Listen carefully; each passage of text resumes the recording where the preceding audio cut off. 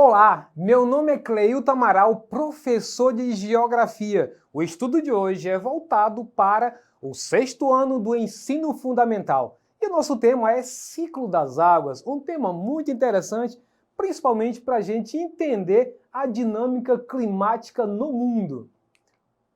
Então vamos lá, o que é o ciclo das águas, na verdade? É o processo natural de circulação de águas na Terra. A água evapora de rios e lagos e volta para o céu, a atmosfera. Depois cai sobre a terra em forma de chuva. É interceptada pelas folhas das árvores que posteriormente irão fazer o processo de evapotranspiração. Infiltra para o subsolo, escoa e abastece rios, lagos e mares. Lendo assim, parece que é uma coisa super complexa, mas vamos seguir em frente que eu vou te mostrar isso de maneira mais ilustrada e muito mais fácil de você entender isso. Mas antes, vejamos aí a quantidade de água, já que vamos tratar de ciclo das águas. Olha a quantidade de águas que temos no planeta. Então, os oceanos representam 97% das águas do planeta. E apenas 3% disso, presta atenção, só 3% dos 100% que temos de água no planeta são de água potável, aquela que é adaptada, que é própria para o consumo humano e dos animais de modo geral e plantas. Sendo que desses 3%, 70% vão ser encontrados nas geleiras e icebergs e 29% nos aquíferos. E nos rios e lagos, apenas 1%, então fechando aí os 100%. Bom, daquilo que nós falamos das águas que são retidas aqui na Terra e outra parte que é devolvida, vamos então por parte. Um dos conceitos que devemos aplicar para o ciclo das águas é a detenção. Parte da precipitação ou chuva, como é conhecida, fica retida na vegetação, é absorvido pelas plantas, pelas depressões do terreno e também pelas construções. Essa massa de água retorna à atmosfera pela ação da evaporação ou penetra no solo pela chamada infiltração. Um outro processo que é o mais comum, que a gente consegue perceber facilmente, até quando chove no nosso bairro, na nossa rua, a gente consegue perceber isso, que é o escoamento superficial, constituído pela água que escoa sobre o solo, fluindo pelos locais de altitude inferiores até atingir um corpo de água como um rio, lago, oceano ou até mesmo um açude, que você consegue perceber isso aí facilmente também. A água que compõe escoamento superficial pode também sofrer infiltração para as camadas superiores do solo, ficar retida ou até mesmo sofrer evaporação. Vamos então ver o outro conceito que está associado a todos os outros, que é a própria infiltração. A água infiltrada pode sofrer evaporação, ser utilizado pela vegetação, escoar ao longo da camada superior do solo ou alimentar o lençol de água subterrâneo. Agora eu convido você a dar uma olhada nessa imagem que vai estar na tela para a gente poder discorrer melhor sobre esses conceitos que nós acabamos de ver. Então veja só, mas olha com bastante calma para você entender uma coisa que é muito comum quando a gente fala de desmatamento, em que isso interfere na infiltração do solo e no tipo de vegetação do lugar. Então veja uma seta que está no canto da sua tela que fala de escoamento pelo tronco. Então essa é a nossa primeira parte que é muito fácil de entender pela própria planta que tem na sua casa, se tiver. Então veja só, quando a chuva ou a precipitação sobrecai sobre a superfície, a primeira proteção que ela encontra é da própria folhagem, da própria camada de folha das árvores. Então aí nós temos, cai primeiro nas folhas e ela vai escorrer pelo próprio tronco. Por isso que o impacto da água no solo é reduzido em função de cada um degrau desse que ela vai passando pela árvore. Quando você desnuda a floresta, desmata, significa dizer que todo o impacto da precipitação vai diretamente em atacar o solo. Então veja aí nessa figura que diz escoamento pelo tronco. Então ele vai escoar Aí depois você vai ter o escoamento superficial. Quando ele faz a infiltração, essa parte de laranja, você vai chamar de escoamento subsuperficial ou subterrâneo, outro termo que eu posso aplicar. Então, ao mesmo tempo que eu tenho o escoamento das águas que estão em direção das partes mais baixas, eu tenho o exemplo aí de uma lagoa ou qualquer outra superfície aí embaixo. Então, ao mesmo tempo que eu estou tendo escorrimento rápido da água na superfície, eu também tenho água que está escorrendo na parte subterrânea ou no chamado escoamento subsuperficial. Embora seja lento, todos eles fluem na mesma direção para poder abastecer os corpos de água que estão na parte mais rebaixada. E aí vai ter todo aquele processo. Você tem aí a evaporação e também a transpiração. E aí vamos então ver o conceito que a gente acabou de ver sobre o escoamento superficial, ou nessa parte anterior que fala de escoamento subsuperficial, esse de laranja, é esse escoamento subterrâneo, constituído por parte de água infiltrada na camada superior do solo, sendo bem mais lento que o escoamento superficial. Parte desse escoamento alimenta os rios e os lagos, além de ser responsável pela manutenção desses corpos de água durante épocas de estiagem, ou que tem a diminuição do volume de chuvas. E aí vem o outro, que é evapotranspiração. Parte da água existente no solo é utilizada pela vegetação e eliminada pelas folhas na forma de vapor, ou seja, as folhas transpiram, assim como a gente sua, as plantas também passam por esse processo da sua evapotranspiração.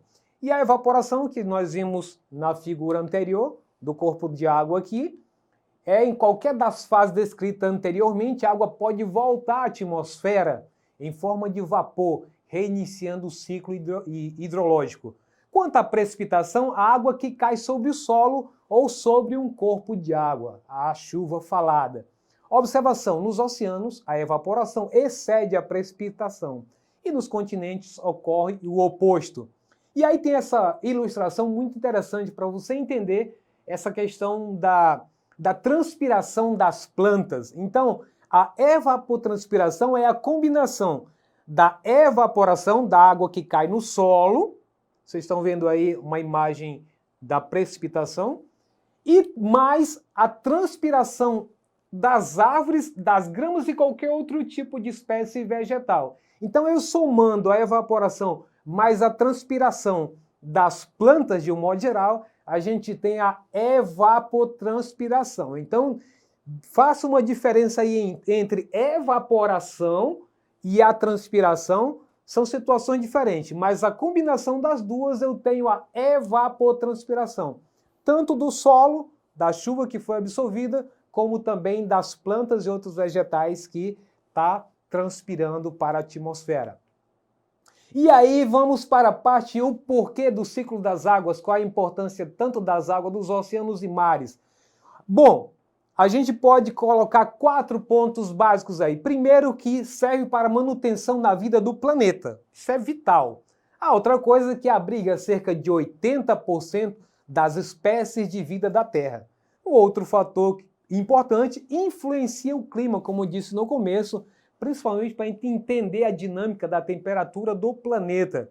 E por último, aí nesses quadros, deslocamento de navios cargueiros para escoar a produção. Então serve também como vias de transporte. E aí, quanto à poluição dos mananciais, olha só, os rios, eles são impactados pelos esgotos domésticos, pelos resíduos sólidos e pelos esgotos industriais. Então mostra que, apesar dos rios, lagos, mares e oceanos receberem contribuição das chuvas para poder abastecer seu volume de água, mas por outro lado o ser humano também tem seu papel para poluir e trazer dificuldades para essa dinâmica tão importante que não pode ter uma participação humana negativa. E aí nós temos os impactos humanos nos mananciais. Primeiro, mudança do uso da terra. Poluição da água de rios e aquíferos por afluentes agrícolas, industriais e domésticos. Terceiro, diminuição da disponibilidade de água em rios e aquíferos devido ao consumo agrícola, industrial e doméstico. Lembrando que a indústria consome mais água do que qualquer um desses que nós citamos agora. E por último, o confinamento da água em represas e barragens, que compromete o ciclo hidrológico em territórios mais à frente. Você imagine que um rio tem o seu comportamento normal quando recebe todas as águas de todos esses lugares, mas quando ele é retido por barragens, por represas, isso traz um certo comprometimento desse ciclo.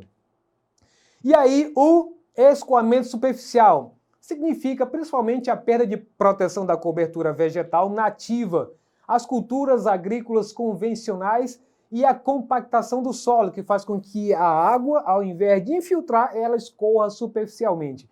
A poluição das águas e rios aquíferos por afluentes agrícolas, industriais e domésticos. Isso aí inclui resíduos como fezes, urina de humanos, de animais, uso de fertilizantes agrotóxicos no campo e afluentes da agroindústria. Diminuição da disponibilidade de águas no aquífero. Uso não renovável de águas e aquíferos, perfuração de poços e uso excessivo de água subterrânea. Tudo isso é uma forma de também reter o ciclo normal da água, como ela costuma fazer. E o confinamento da água, 50% da água que escoa em rio é interceptado. Olha esse detalhe, 50% daquilo que nós falamos anteriormente é retido, principalmente por represas e barragens para agricultura, hidrelétricas e cidades. Com isso, vamos entrar no nosso exercitando. Olha só essa figura que eu coloquei, que a gente já tinha explicado anteriormente. Olha só a primeira questão. O fenômeno que permite a evaporação das superfícies ou corpos líquidos e dos vegetais de um modo geral é chamado de letra A, evaporação, letra B, transpiração, letra C, evapotranspiração ou letra D, água do solo. Vamos lá para a resposta? Fez sua escolha? A resposta certa é letra C, a evapotranspiração. É o que está na figura, é a combinação de evaporação mais transpiração das plantas. Portanto, a fusão dos dois é evapotranspiração. A segunda, para finalizar, o volume de água não renovável de rios e aquíferos é ameaçado principalmente por, letra A, agricultura para irrigação de culturas agrícolas e uso excessivo de água subterrânea, letra B, queimadas no Pantanal do período de estiagem, letra C, poluição promovida por esgotos, letra D, poluição industrial. Conforme nós vimos há pouco tempo, então já dá de ter uma ideia. Fez sua escolha, então? A resposta correta é a letra A, agricultura para irrigação de culturas agrícolas e uso excessivo de água subterrânea. Com isso, a gente encerra nossa aula de hoje, agradecendo a todos vocês que nos acompanharam até aqui. Se você quiser acessar esse conteúdo e outros, inclusive material complementar, é só você acessar a plataforma da Eduque. Um abraço e até a próxima aula.